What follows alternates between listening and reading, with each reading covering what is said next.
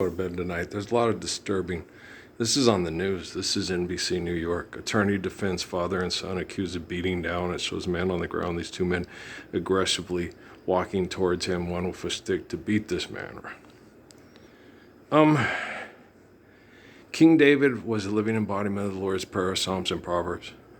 You know, the seed of Proverbs.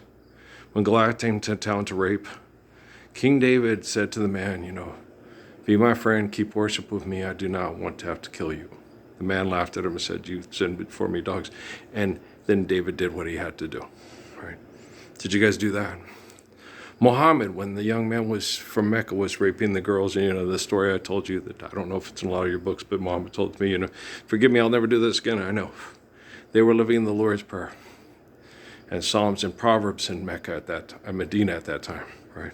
So he had a right to use lethal force to stop that crime because he was given a perfect family to dwell with, and he was abusing that heinously, and he had taken the lives of girls, and and showed he was doing it again. The only time he begged for mercy was when he got caught, right?